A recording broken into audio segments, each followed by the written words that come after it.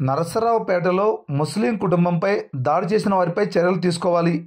PDM జిల్లా అధ్యక్షులు షేక్ మస్తాన్ వలి. ఇక పూర్తి సమాచారం మేరకు ముస్లిం కుటుంబంపై మోక దాడి చేసి కుటుంబ సభ్యులందరినీ చంపేస్తామని బెదిరించి జీవనజ్యోతి బార్ యజమానులపై ప్రభుత్వం చర్యలు తీసుకోవాలని పల్నాడు జిల్లా కలెక్టర్ ఆఫీస్ వద్ద ధర్నా కార్యక్రమాన్ని మరియు జిల్లా కలెక్టరేట్ ఎస్పీలకు మెమోరాండం ఇవ్వడం జరిగిందని పీడీఎం జిల్లా అధ్యక్షులు షేక్ మస్తాన్ వలి సోమవారం మధ్యాహ్నం 2 గంటల సమయంలో భాగంగా పేర్కొన్నారు.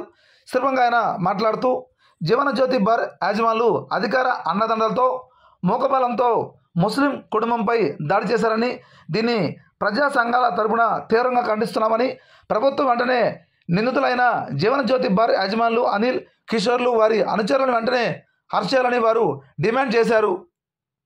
ఎందుకు కొట్టారని చెప్పి బారు యజమానులైన అనిల్, కిషోర్ను అడగడం జరిగింది.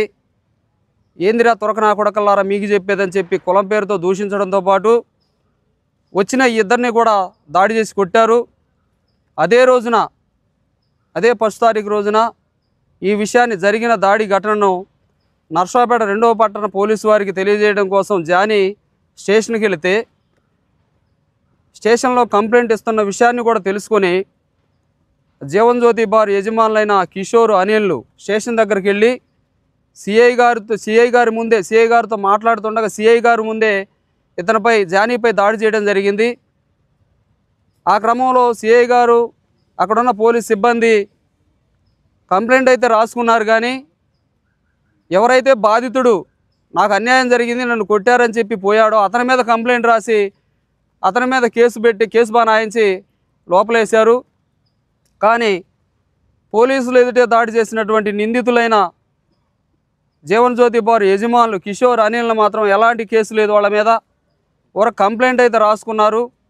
ఇంతవరకు వాళ్ళని అరెస్టు చేయకపోవడం వలన వాళ్ళు ఈ ముస్లిం కుటుంబం, జానీ కుటుంబం ఏదైతే ఉందో వాళ్ళ భార్య, పిల్లలు, వాళ్ళ అమ్మ, నాన్న వీళ్ళంతా, జానీ అయితే అరెస్ట్ అయ్యి జైల్లో ఉన్నాడు. కానీ ఈ కుటుంబ సభ్యులందరూ ఇంట్లో ఉండగా 3వ తేదీ రాత్రి 11 గంటల సమయంలో ఈ కిషోర్, అనిల్ బార్ యజమానులైన కిషోర్, అనిల్ను ఈ జానీ వాళ్ళ ఇంటికెళ్ళి ఆయన భార్యని షేక్ గౌసియాని, అలాగే ఆయన తండ్రి షేక్ గనీని, ఆ జానీ వాళ్ళ అమ్మని, వీళ్ళందరినీ కూడా మర్యాదగా మీ పిల్లలు ఎక్కడున్నారో చెప్పండి, వాళ్ళని చంపాలి, మేము వాళ్ళని చంపేదాకా మాకు కసి తీరదు, అవసరమైతే మీకు డబ్బులు ఇచ్చి నష్టపరిహారం ఇస్తాము అని చెప్పి దౌర్జన్యానికి పాల్పడ్డారు.